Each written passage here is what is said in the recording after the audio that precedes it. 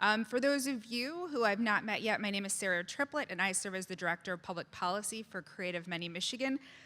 Yeah, I really think that this panel really does not need that much of an explanation. This is the panel on cultivating talent through creative education. And as we've talked today about growing the economy, whether it be creative or just the word economy, there are a couple of themes that we've talked about today through, working through talent development, attraction, retention. The last panel added through creation as well, in the talent component, through business growth and investment, through creative and through creating and growing vibrant communities. All these different things are talked about in really growing an economy in Michigan, a strong economy in Michigan.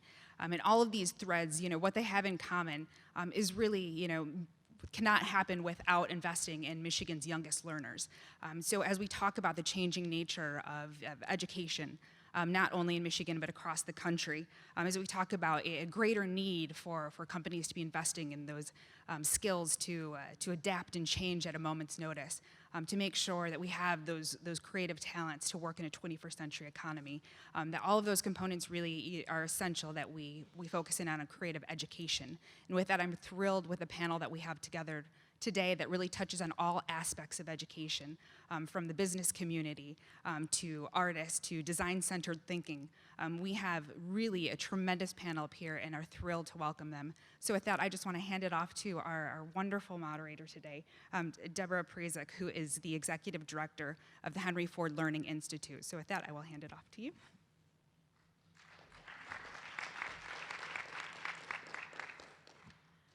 So I'm a teacher by training, and it is the end of the day, and this is the last period. So I want to do a little bit of getting some energy back in the room. And I'm wondering if you would please raise your hand if you are using creative skills and mindsets in your life today. Good move. Raise your hand if you are using your skills and your mindsets and creativity and innovation in your daily work. So that makes you different than a lot of the people who are employed today. My last question is, raise your hand if you believe strongly that your formal education prepared you to be creative, to be imaginative, and to be innovative in your daily work. So not as many hands, and that's the gap really that we're talking about today. Whether you are a kindergartner, whether you were a kindergartner, or you are fully educated all the way through your university program, we're not sure that we're preparing our young people to be creative and imaginative and innovative in the work in the ways that we need them to be. Michigan's creative and design industries are opening doors and sustaining efforts in an economic growth across the state in a variety of ways. We know that we participate in that. To continue that effort, we need to develop, retain, and attract creative talent, both within and beyond our formal education schools and programs. We need to prepare ourselves and others to be critical thinkers, collaborative and creative problem solvers, and innovative solution finders to meet the challenges and demands of today's ever-changing and diverse economy. The panelists that you have here today each work to address developing creative talent from a different position and perspective. And I'm going to go ahead and introduce all four of them and then get out of the way, because what they have to say about this topic, and we want to engage all of you in that conversation as well, I want to make sure that we have plenty of time for. Kurt Bailey is the president of Sundberg Farrar. He has helped guide the company in its transition from a traditional industrial firm into a full-service product development company, and is a member of the Michigan Council, the Michigan Design Council. I'm sorry, I mixed up all those words. He feels strongly about ensuring that the arts have a strong presence in school and pushing for the shift from STEM to STEAM. Brian Cloyd, next to him, is vice president for global corporate relations at Steelcase, responsible for coordinating the company's efforts in areas diversity, government relations and public policy, corporate relations, community and giving, and volunteer programs.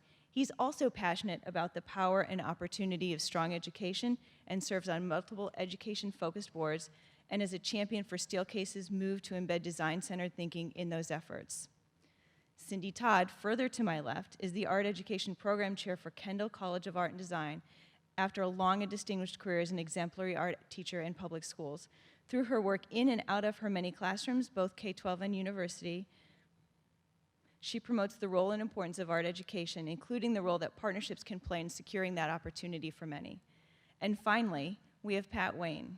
She's the program director for Create CA, which encourages innovative thinkers from multiple sectors of California's creative economy, public and private, to rethink and produce an educational environment for all California students that features art education as a central part of the solution to academic success.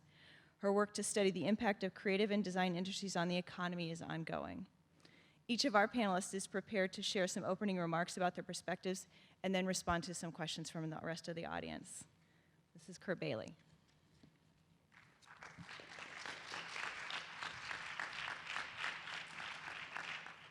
Thanks very much. So everyone's heard of STEM education, I take it. It's come up a couple times today. STEM, of course, is the acronym for science, technology, engineering, and math. I say hallelujah to the proliferation of STEM education. I think everyone knows that the United States may be losing the battle in preparing our citizens for technological and scientific know-how leadership. However, I also really feel strongly about the fact that we ought to add an A to STEM and make it STEAM. The A, of course, stands for art, and by art I mean the arts: drawing, sculpture, music, literature, etc. So in this presentation I want to present my 3 reasons for adding an A to STEM and making it STEAM. First, I'd like to tell you a little bit about myself and my company so you understand kind of where I'm coming from. So I'm Kurt Bailey. I'm the president. I'm an industrial designer. I went to art school. By the way, we're going to talk about K-12 education, I think, a little bit. I wasn't going to tell this story, but I will. My 3 favorite subjects in high school were art, auto shop, and debate. My guidance counselor thought I'd be great at haggling over the price of my paintings in front of a gas station. She obviously didn't know about industrial design, but I think I was perfectly suited for a career in industrial design. And ultimately, after a couple of false starts, which every industrial designer experienced, I figured out that there was a thing called industrial design. And so I went to art school. And for the last 23 years, I've been the president of Sundberg Farrar, which is one of the nation's oldest and longest standing independent product development studios. Just a quick thing on the company. Sundberg Farrar was founded by these 2 guys in 1934. That's Carl Sundberg and Monty Farrar. It's amazing that they were founded on the sidewalk outside of the building that we're sitting in. This was General Motors World Headquarters, and Harley Earl fired these 2 guys on the same day. They walked outside with their box of tools, shook hands, and formed an industrial design company that's been alive for 81 years. They also cemented themselves as among the founding fathers of the whole school of industrial design, the whole idea of the profession of industrial design, and they had remarkable success. This is a picture from the 1950s of them in the parking lot of their building, which at the time I think was probably in Royal Oak, with all of the products that they had designed at that point, and they had a tremendous run. We talked about transit cars a little bit today. 60% of all the transit cars in use in the United States were designed by Sundberg and Farrar, including the BART car in San Francisco, MARTA in Atlanta, Washington, D.C. Metro car, and we still work on that stuff today. So today, we are a team made up of innovation strategists, design researchers, industrial designers, user interface designers, engineers, and model makers. And all of these people, by the way, about half of the people in our company went to art school. All of these people are engaged in an activity that we call commodity transformation. We help companies change their products and help them develop unique and compelling value propositions for their products. Our motto, which you maybe saw in my photo, is no more porridge. Porridge is what we call warm, mushy, bland, Me Too products. Not too hot, not too cold, right in the middle, which are destined to price-sensitive commodity status. And our goal is to decommoditize those products. And we've done it in a wide variety of categories, from kitchen utensils to lawn and garden tools, in medical products, from hospital beds for Stryker to heart-lung machines for Terumo. And in the vehicular world, from golf cars for Club Car to transit cars for the Port Authority in New York.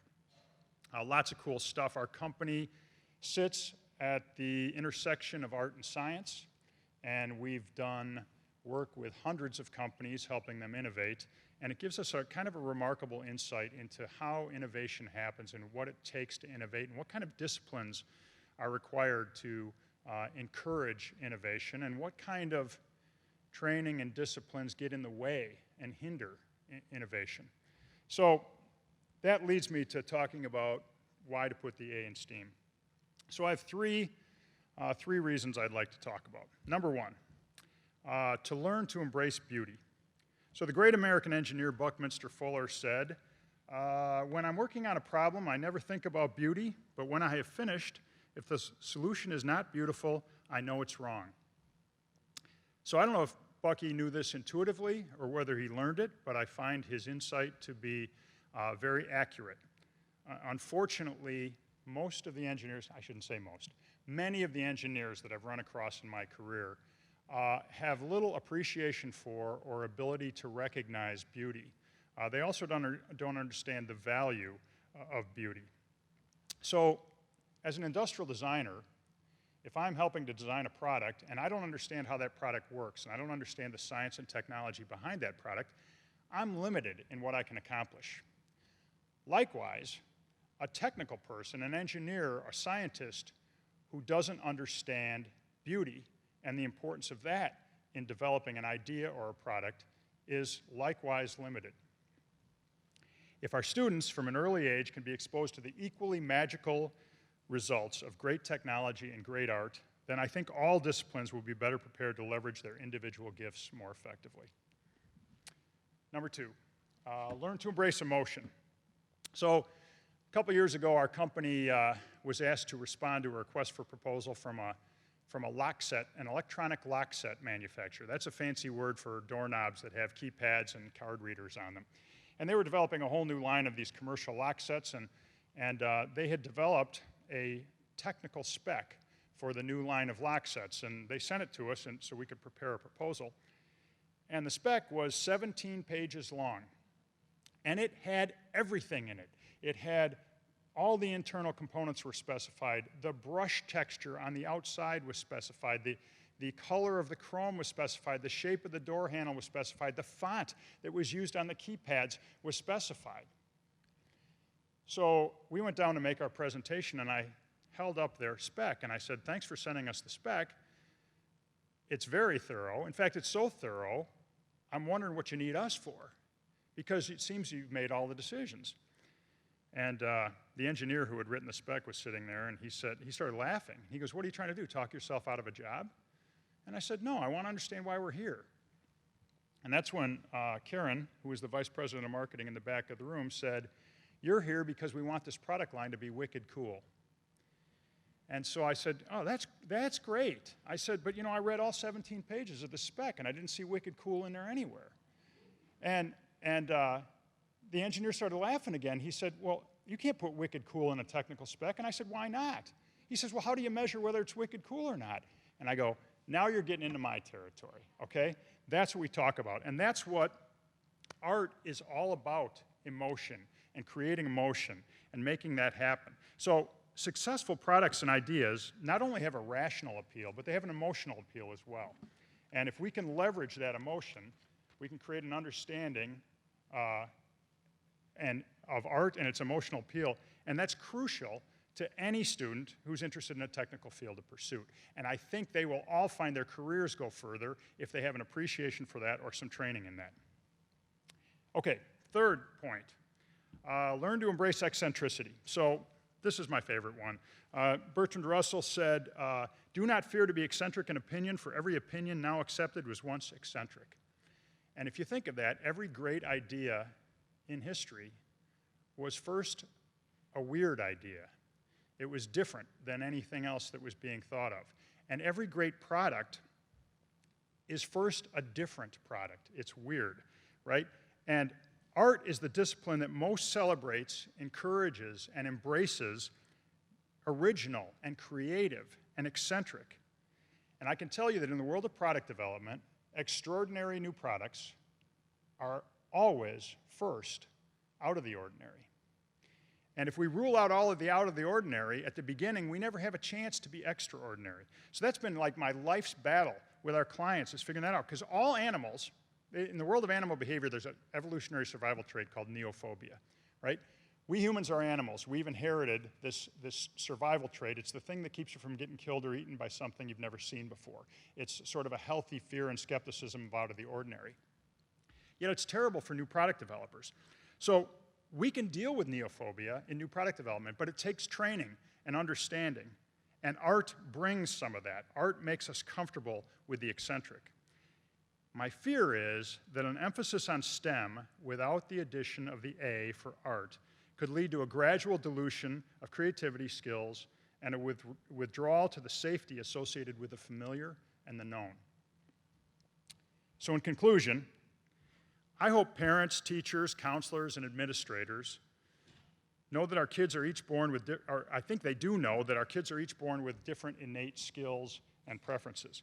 I think it would be a shame if a kid with a passion for art were somehow led to believe that there's not a place for him in a technological curriculum. Likewise, I think it would be a shame if kids with a technological bent didn't have art training, and I think they're going to maybe find their future careers limited without the art and its associated beauty, emotion, and eccentricity.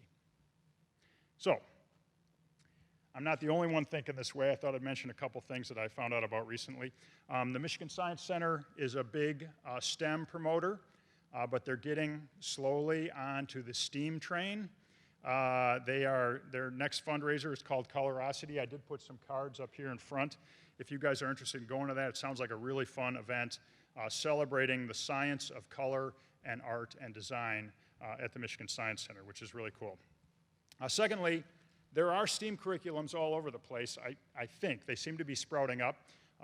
Near to us in West Bloomfield, the West Bloomfield School District has taken their Roosevelt campus and is doing an entire K-8 STEAM curriculum, and we've been consulting with them and helping them in the development of that, which is really exciting.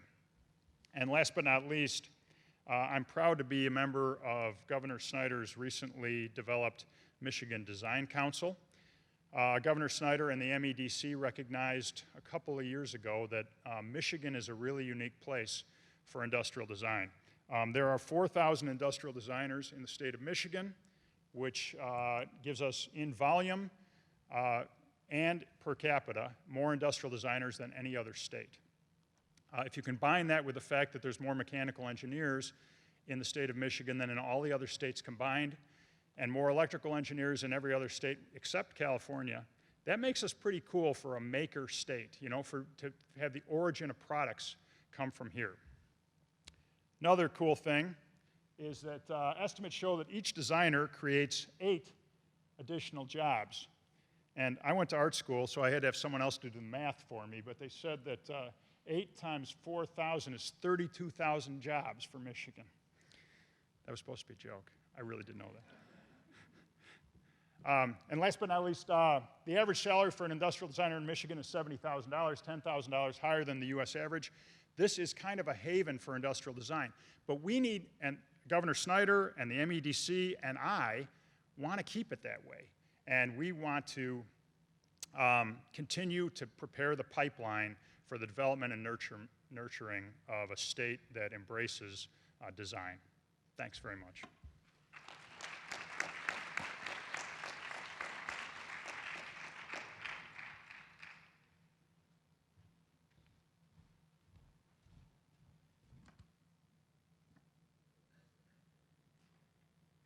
Good afternoon. So, the faithful are here. So, I want to tell a story that starts 103 years ago. And the story is really about the conversion of organizational change and social responsibility. Steelcase is a 103-year-old company headquartered in Grand Rapids, Michigan. And it was founded back then by 3 families.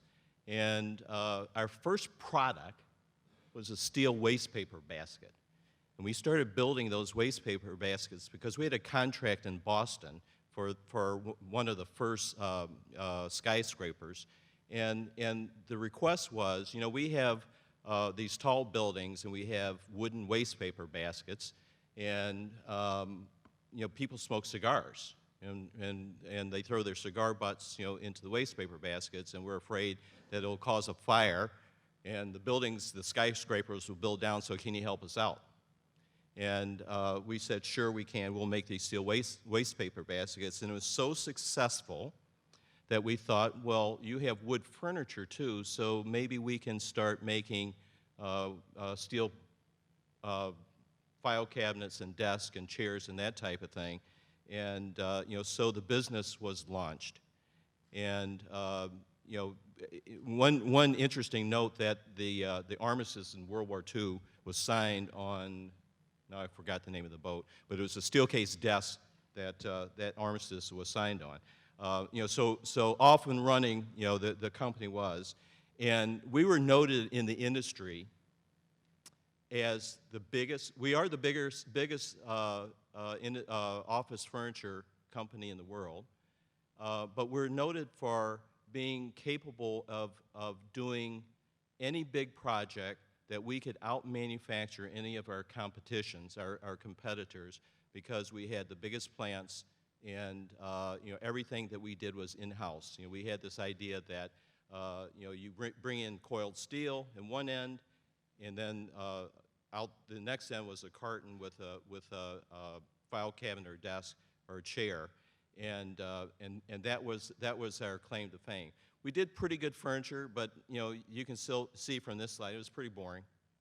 One of our competitors down the street from us, was really the design company, and they did a great job. And as much as we hated that, we had to acknowledge, that they had the market on design. But about 20 years ago, something happened. The industry started changing, and the manufacturing processes were under attack. It became less profitable, for us to have a 1 million square plant and do everything inside the plant and then sell it. Yeah, we can do it faster and quicker and better than anybody else in terms of quality, but we're starting to see market share slip. And we're also seeing, that we're losing our place in design. And so in that period of time, there's a 39-year-old guy that was promoted to CEO of the company. He resigned about a year ago and then quickly took a job as athletic director at University of Michigan. I don't know what that's about, but his background was marketing, and he had a different approach. He realized, that the industry, was changing rapidly, and we needed to do something about that. So he started hanging out, with the TED people, and there's a company in Silicon Valley called IDEO, and he got to know David and Tom Kelly, and formed a relationship with them. And actually, the Steelcase, bought that organization. And kept it on the radar so we wouldn't ruin IDEO's reputation because we were so boring at the time. But he also started hanging out with organizations like MIT Media Lab, Georgia Tech, Santa Fe Institute, some of the top think groups around design in the country. And that changed what we're doing. And here we are today as a reborn company, and that was the story. So in the midst of that change, there's something else that happened. We ran into the recession of 2001, and in the midst of that recession, I had an opportunity to talk to the CEO. And we started talking about what is it that we should be doing in the terms of social responsibility that has an impact on urban education. And in particular, how do we change the dynamics? How do we increase academic achievement? How do we make an impact on our community and give back? Because in that 100 years, we had a legacy of always giving back to the community. So we took a journey. We took a journey to Pittsburgh. And we met a fellow by the name of Bill Strickland. And Bill Strickland was for those of you that don't know, he was a guy that was on his way to dropping out when he was in high school, and he got saved by an art teacher that taught him pottery on the condition that he would go to school and make sure that he kept his grades up. So Bill did that, graduated, ended up at University of Pittsburgh, and as his way of giving back, he decided that he wanted to create an environment that would do the same thing for underprivileged kids, underserved kids, and underserved adults in the community. And he started an organization that his goal was to replicate across the country and outside of the world. So Jim Hackett and I took a trip, and we drank the Kool-Aid from Bill Strickland, and we started this organization called West Michigan Center for Arts and Technology. Now, there are two programs similar to the program that Bill started, and the first program is focused on youth.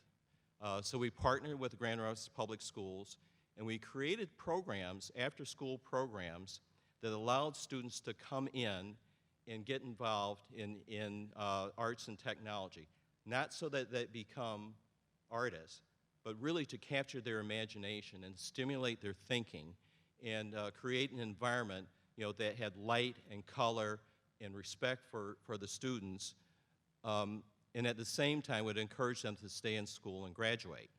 So we created a number of programs, things like black and white photography, fabric arts. We eventually got into the pottery, and digital imaging and gaming and those types of activities. And the idea was at first that we would create these opportunities for students just as a way of helping them learn. And then something happened about 3 years ago. We hired a really forward-thinking executive director who understood the relationship between Steelcase and the design focus, our relationship with IDEO, and said, why aren't we using design thinking to build into our programs at WMCAT? And completely changed the program around and created the type of environment where as we focus on the idea that you take a group of students and you ask them to focus on an idea that has to do with social change. And we start off with the idea of how might we do X? And I'll give you an example of how that played out. We had a project, the students had a project where they wanted to work with homeless people, and as going through the design thinking, and I'll pop to this slide so you follow the idea here, is that you start off with understanding what the user needs are and focus on the empathy of what that is, and then use that as a way to create a change that can have an impact. So they're working with homeless families, and they realize that a lot of times people were moving from place to place, and young kids felt pretty insecure that they were in a different environment. They didn't have anything that was really their own.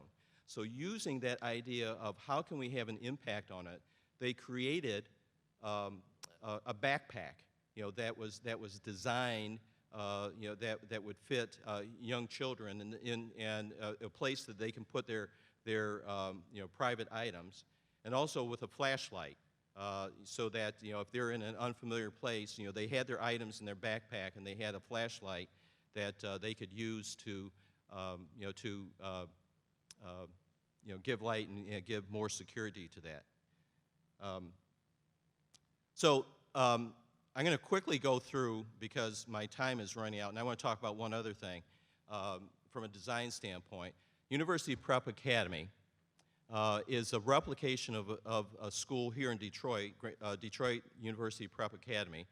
And we had also had this idea, this is another Steelcase idea, that why wouldn't the business community get involved with urban education? So we created a middle high school and used the ideas that we use in our products to design a different type of classroom, a classroom that provides private space for teachers or students, to use to have one-on-one conversations without leaving the actual classroom, to creating spaces, in the school that not only act as a thoroughfare, but also as an extension of the classroom.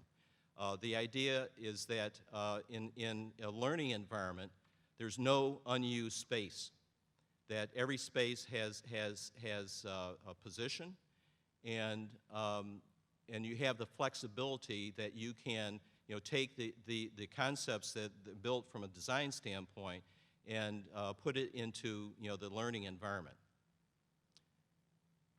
The thing that we learned here is, in both these cases between West Michigan Center for Arts and Technology and University Prep, is that when you use the design focus, the concept of design thinking and critical thinking, and you build that into the program, you really accomplish everything that you want to in terms of increased standards. So to give you an idea of the results of that, at University Prep Academy, we graduated 2 classes in the last 2 years. We had a 95% graduation rate, and all of the students that graduated were accepted into 4-year institutions. At the university, at West Michigan Center for Arts and Technology, the students that attend that program are graduating at the same rate of about 95% and continuing on to college. And a lot of that has to do with the implication of building in design, the focus on arts and technology, and stimulating that creativity and motivation to succeed. Thank you very much.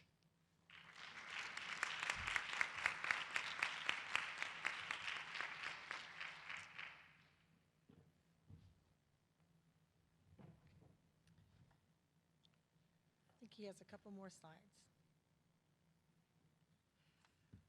Well, this is me, Cindy Todd from Kendall College of Art and Design. I'm the chair of the art education program there, which when you say that to the man on the street, they all think, oh, wow, you own the whole building. So I don't tell them anything else. Really, so I teach the kids who want to be teachers. And so the ones who want to be art teachers, because we have no other education program at the college. So we are the art education program. We have done a lot of collaborating throughout our community. I think that of our school, we're rated like within the top 3 programs for collaborations throughout the city. And one big one was our new Grand Rapids Museum School. Not a new idea. Somebody I know sitting right here might be doing the very exact same thing, but a new thing for Grand Rapids and a spectacular thing for Grand Rapids. Funny little thing, the whole thing began because the executive director of the public museum went for a run, and he went for a run with one of the school board members and tossed around ideas. Funny little things. Turns into this big school idea. And a huge 3-year collaborative design wicked problem.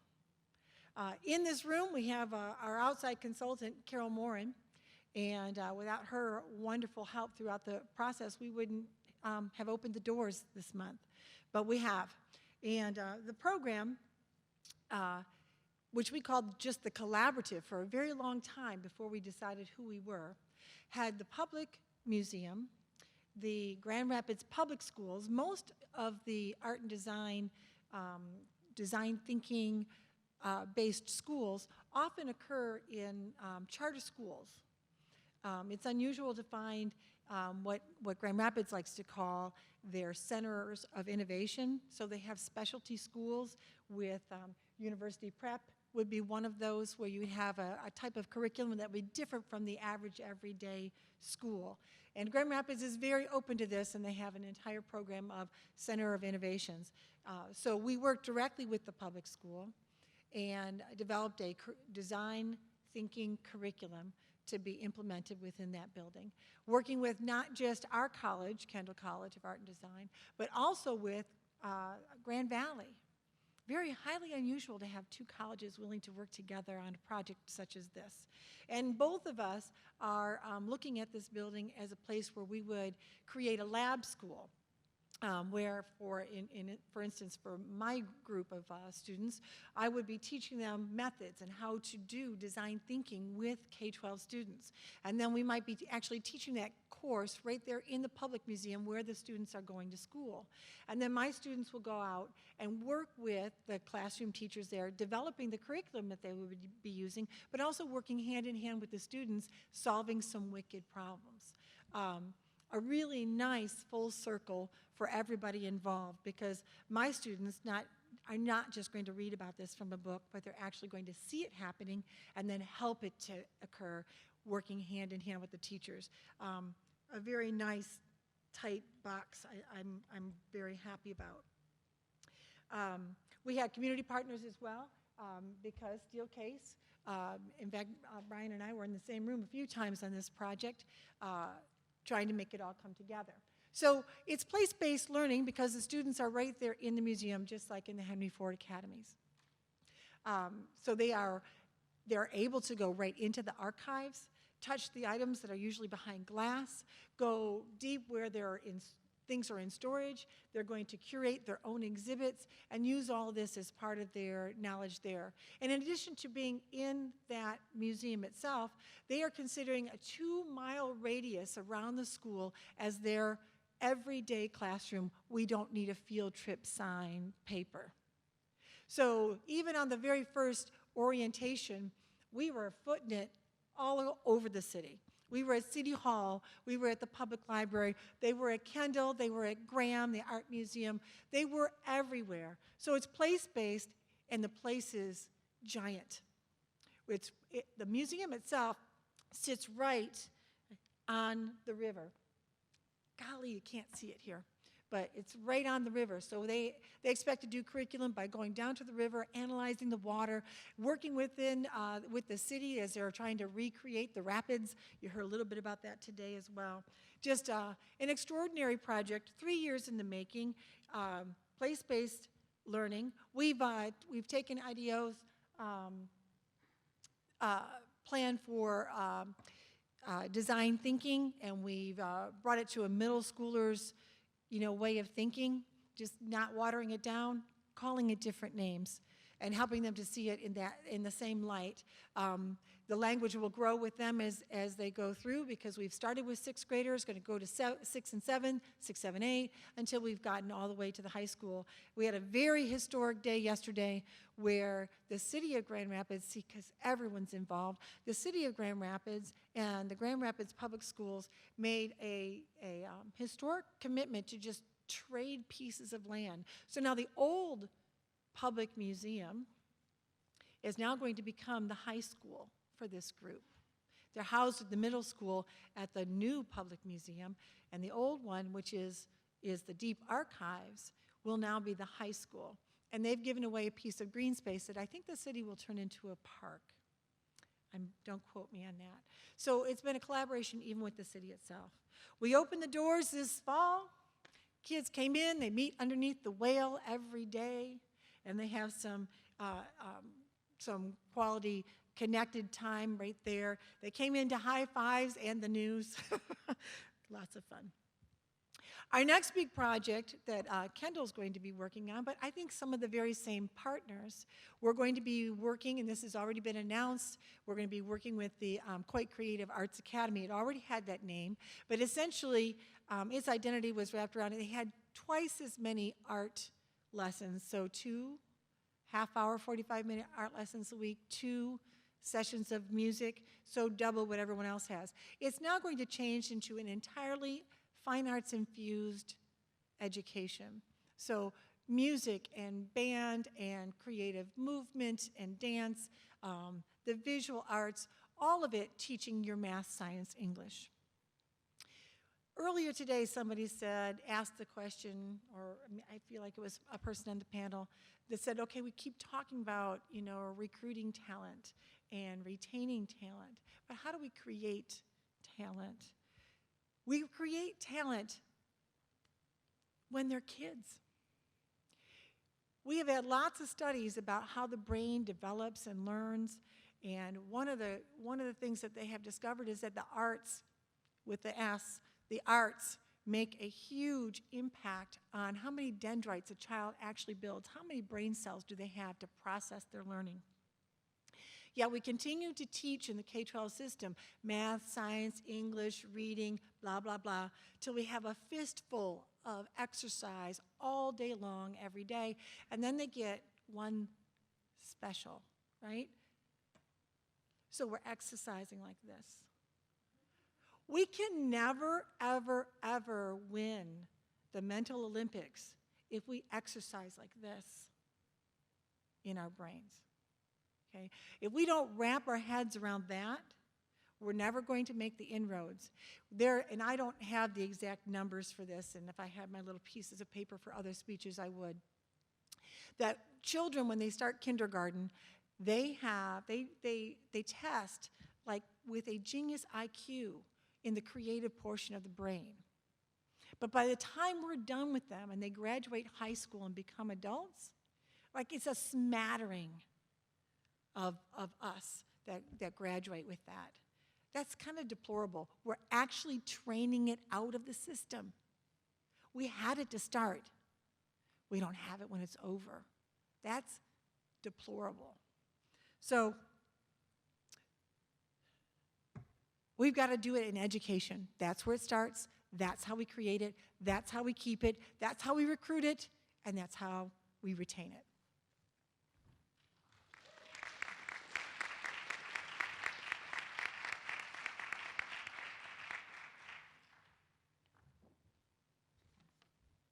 Am I the last panelist to speak today? All right. So I just want to go on record of saying that I totally want to live in Funky Town. I don't know if you caught that post-it.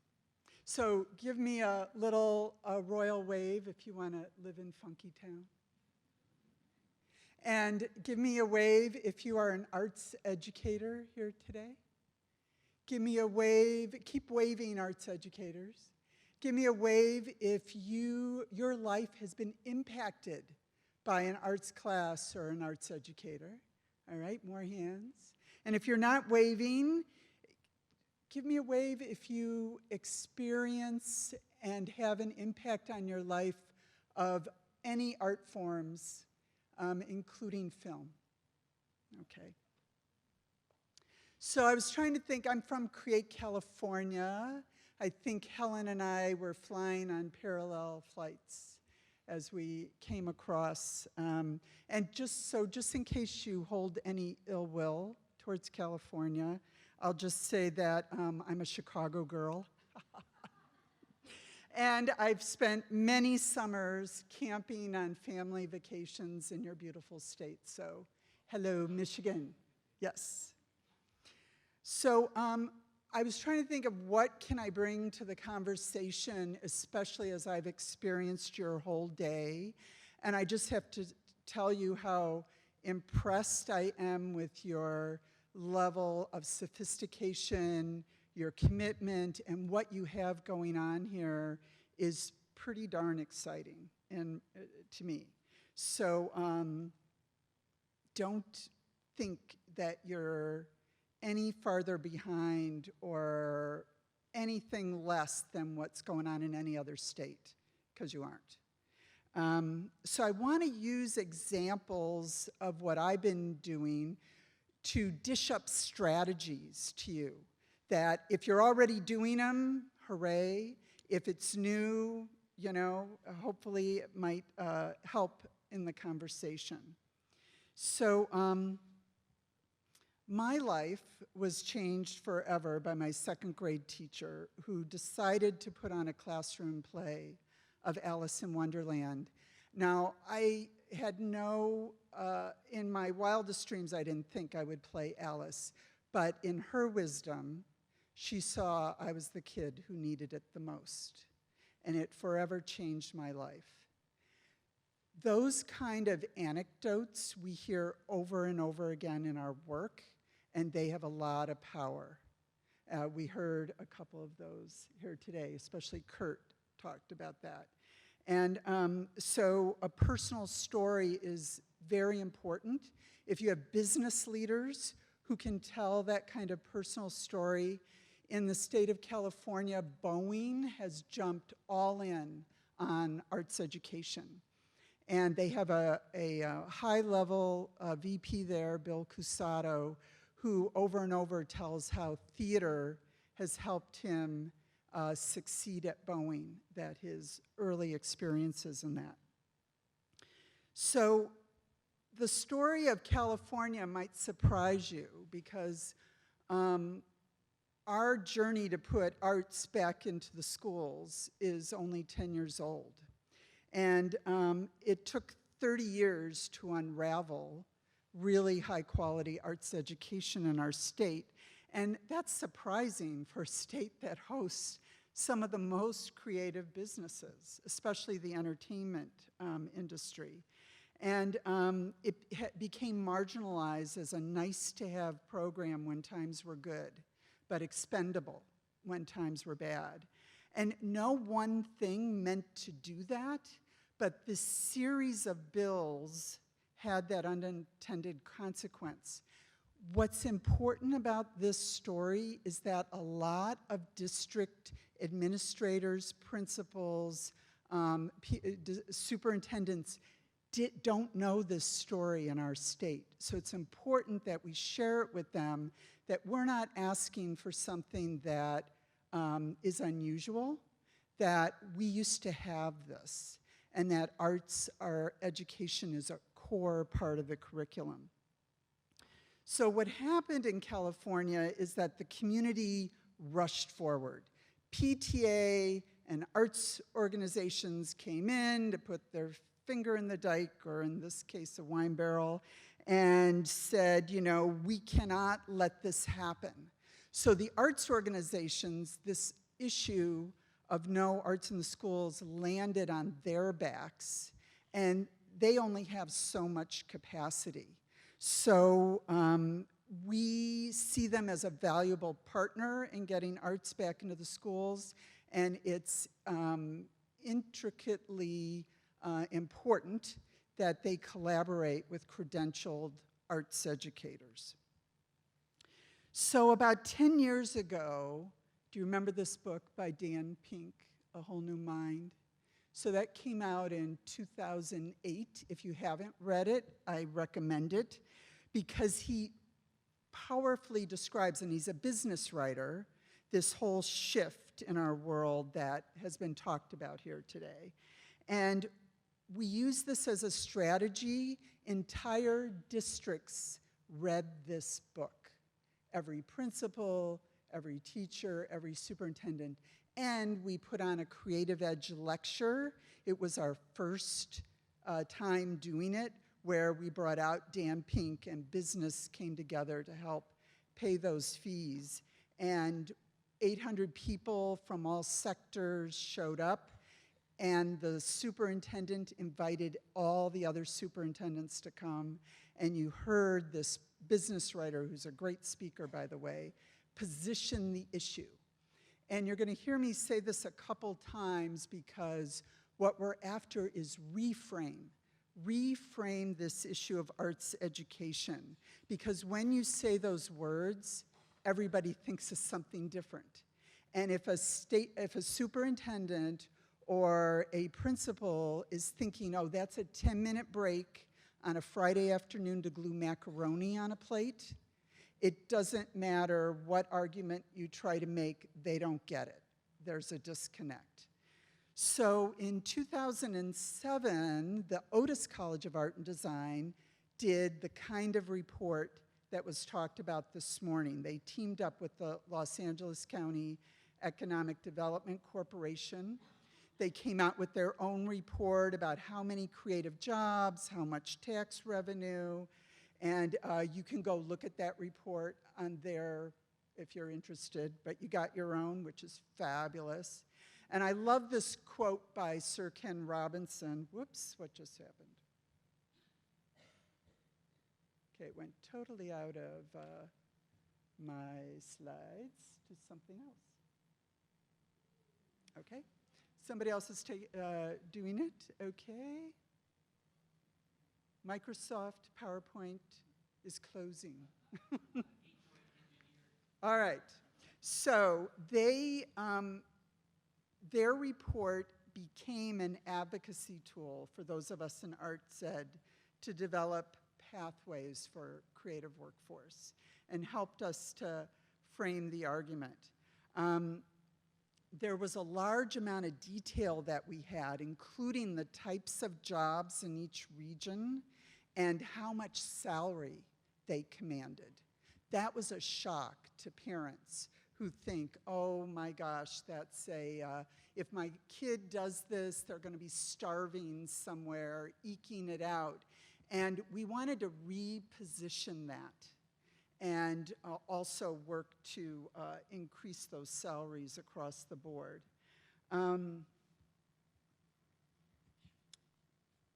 Often we hear the argument in arts education that the arts are great if a kid is born with a talent, or if they're at risk, it can help re-engage them.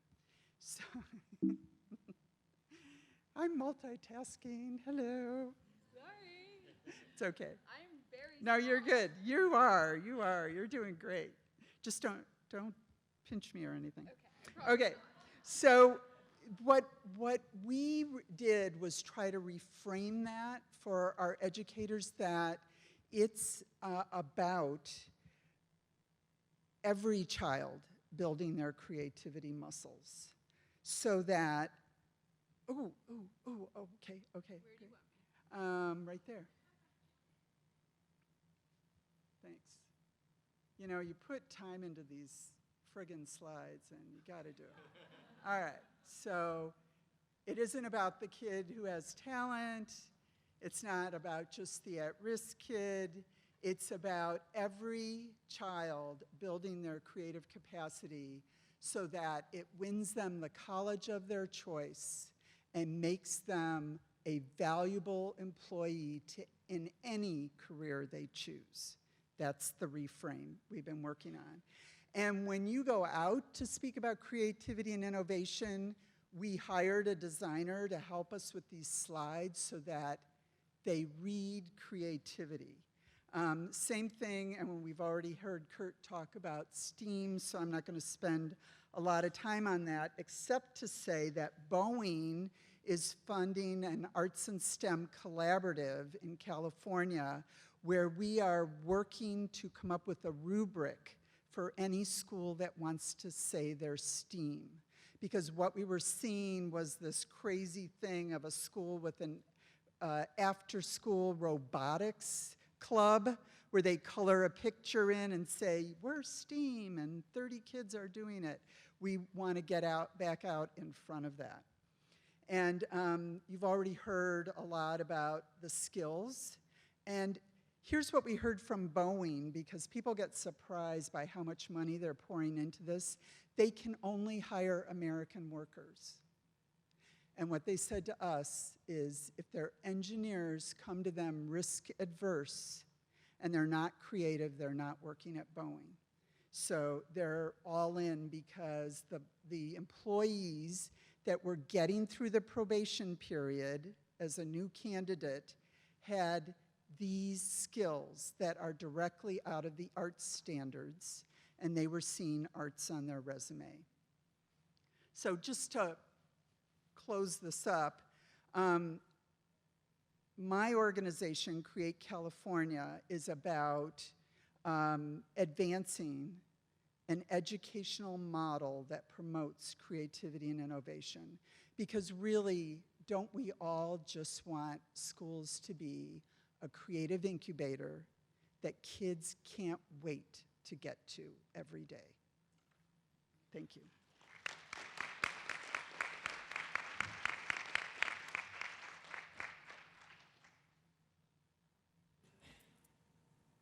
So can you hear me? So each of our panelists today talked about some really amazing projects that they're working on, and mostly in K-12 education, and my sense is much of it from a formal setting. And we are very aware in Michigan of the drama around standardized testing and the need to drive forward on essential literacies.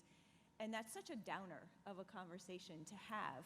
And all of us face this on a regular basis. But we've all figured out ways to either do workarounds or reframe the educational opportunities that are there. And so I want to sort of flip the question just a little bit and ask you to identify a challenge that you ran into in trying to get your programs implemented, but how you overcame that.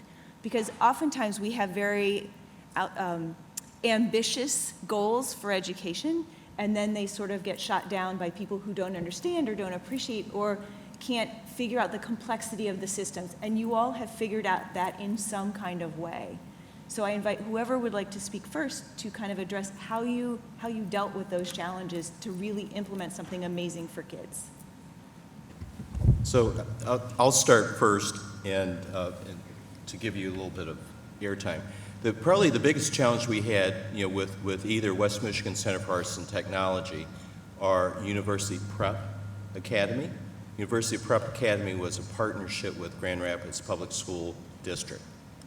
And the problem that we had with both organizations was the structure of the Board of Education.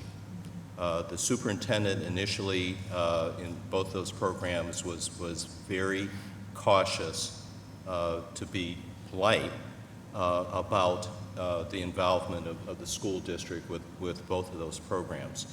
And it took a real concerted effort because most school districts, are huge bureaucracies, that I would say live in a bubble, that they don't really understand, what the real world is about and what the world of work in particular is about, and how they impact it, how they're an important part of that chain, value chain of preparing students for the real world.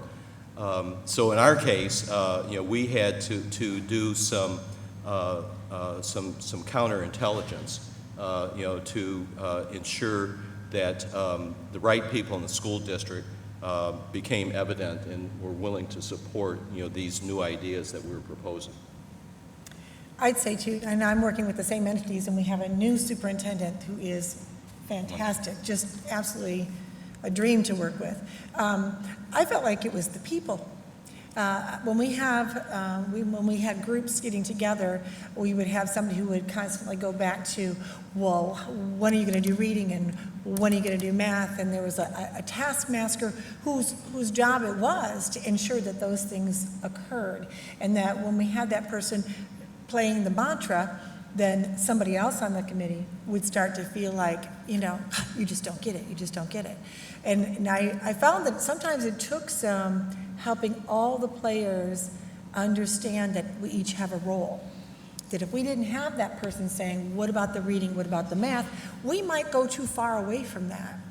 And so sometimes it's just helping the group to understand everyone's value that's added to the group, so that you can work together, and that it's not personal, and that piece is needed. And I think that a lot of times it is the people, helping each one understanding what the job is to be done and having the common goal, in the end. So for us, it was that we found that for the most part, school administrators wanted the kids to have arts education. And especially once we did this reframe, we brought them along, but their very next question was how? How do we put back, if it's all been cut, music, visual art, dance, theater, and now digital design? How do we do it? It's this big. So the approach we took was to develop a cadre of coaches that helped each school district do their strategic arts plan and met them where they were. So if they'd held on to elementary music, then we helped them build out from there in a planning process that was about 3.5 days. And the approach was that the the planning group was of and from their community. So it was parent voters in their district, it was community leaders and educators and principals. And the coaching model that was developed was about best practice, so they didn't go off into a ditch, but they could individualize it to their district. Part two was, we were doing this right during the recession, which we couldn't believe they were willing to. We had 10 districts right out of the box to do their plan. Our community foundations banded together to create a pooled fund for school districts who had done a plan. And with a very small but meaningful size grants of $10,000 to $20,000, we provided stimulus money that they had to match to chunk down their plan and get going on it. And once they saw the impact on the students, the teachers, et cetera, it just, in my home county, there's 28 districts. There are now 24 school districts with arts plans. And it generated over $2 million out of the general fund in those districts towards arts education that hadn't been being spent there before. So we're seeing them put their money where their mouth is. Can I throw in, and I think that what you just said models what I want to say, is that when you go in, there's a lot you can complain about. When it comes to education, there's so many crazy things going on right now that are completely against what could be solid education. And that when you go in and you come in with that complaint, you should also come in with the plan A, B, and C. Because, you know, you come in with plan A and then you have an agenda. You come in with plan A, B, and C, you've provided a solution to the problem, and they don't know how to do it. It's overwhelming, and they don't, like, unlike you, they don't have the passion for what needs to be done. Can I add one thing? Yeah, so I'm not a professional educator or involved in implementing any sort of education programs, but I can tell you anecdotally, I sort of mentioned it when I talked, all of my colleagues who are designers, to the person, will tell you a story about not only no one creating awareness for them of an arts education being a legitimate sort of career aspiration, but to the contrary, I mean, or even beyond that, they were discouraged. You know, you better have a backup plan if you're going to go get a fine arts degree. And, you know, you better think about something else, or, you know, parents discouraging. And everyone started in something else and eventually found their way around to, you know, to getting back to design. So part of it to me is, and I don't know how it's done, but we have to make it legitimate. It has to be like when I was in high school, everyone's saying you got to go into computers. And when Benjamin and The Graduate graduated, you know, I got one word for you: plastics. We have to create some kind of a pull, because I do think that all this creative thinking and MFA and all that stuff, it is the future. And it's happening in businesses with design thinking and all the stuff that's going on. IDEO sold themselves to Steelcase. I mean, it's an amazing thing. These are, you know, industrial designers. And so anyway, I don't know how you do that, but I'd sure like to figure out a way to get parents particularly on board with being proud of their kids wanting to go to art school, you know, making that a thing. So we have a question.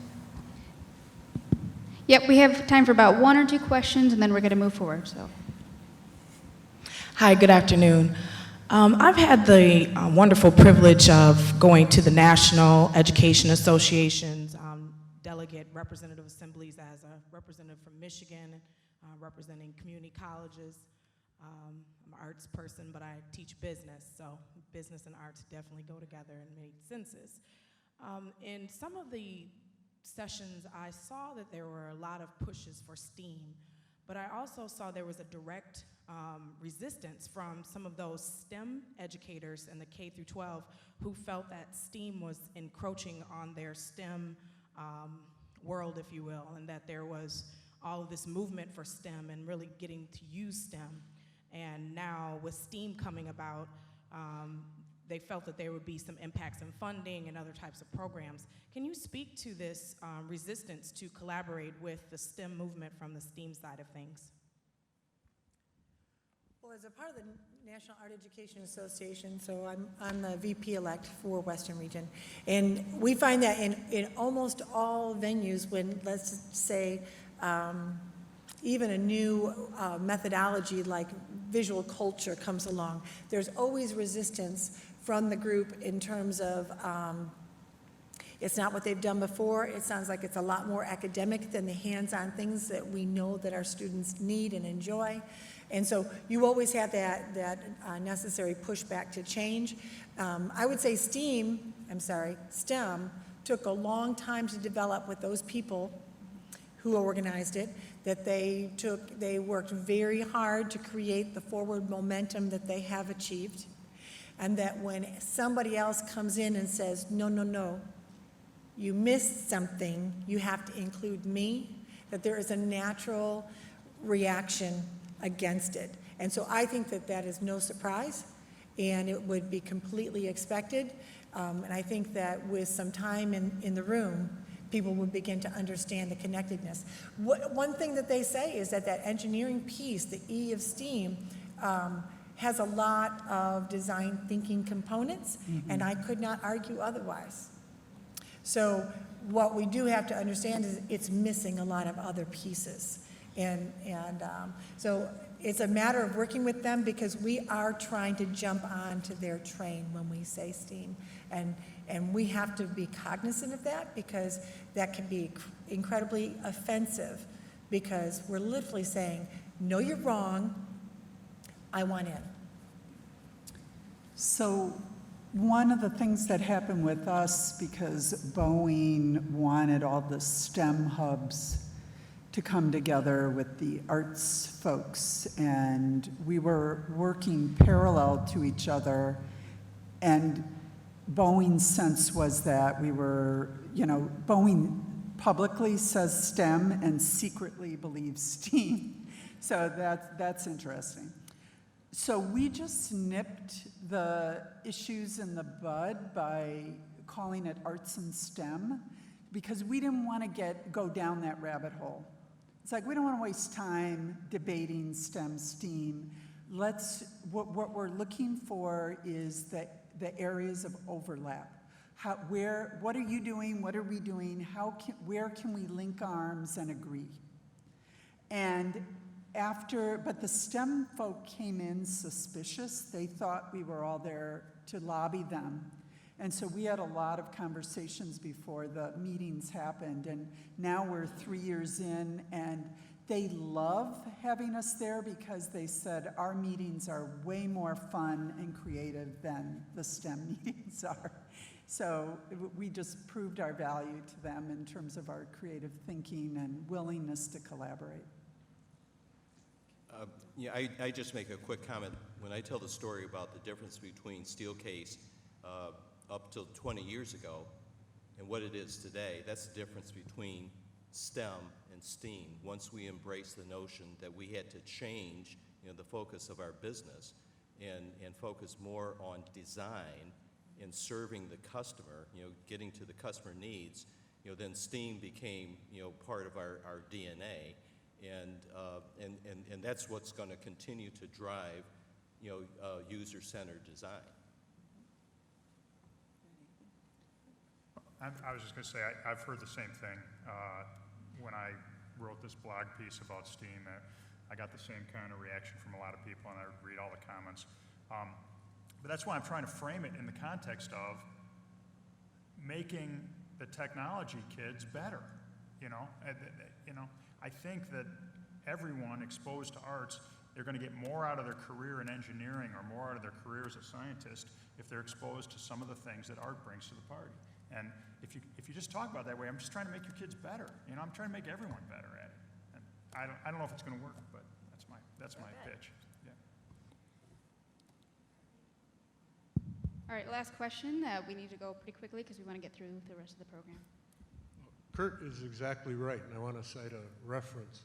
There's a professor at Michigan State University named Robert, and he has a hyphenated last name, Root Bernstein, R-O-O-T Bernstein. And he's done a compelling long-term study of kids who are admitted to the Honors College at MSU in STEM fields, who graduated through the Honors College in those STEM fields, and then who went to work professionally in those STEM fields. Two cohorts. One group that had an active, lifelong, personal engagement in some kind of arts or crafts making, not at a professional level, but active all through their lifetime, and the other without.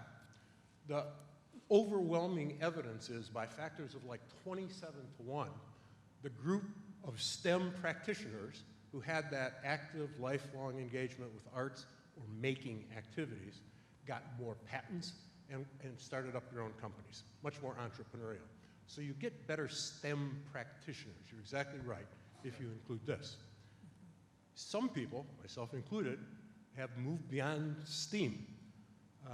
There's a growing body of scientific evidence that is suggesting in our continually increasingly digitized world that kids' brains are getting rewired once again.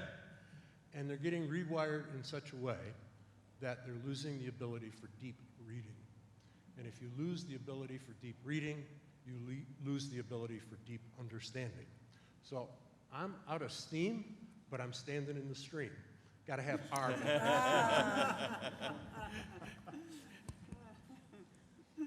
So we are out of time. I would really like to thank our panelists for the work that they're doing, the work that they did in preparing for today, and the ideas that they shared. For me, it is inspiring to be in the company of people who have taken design thinking, innovation, creativity, and really created programs.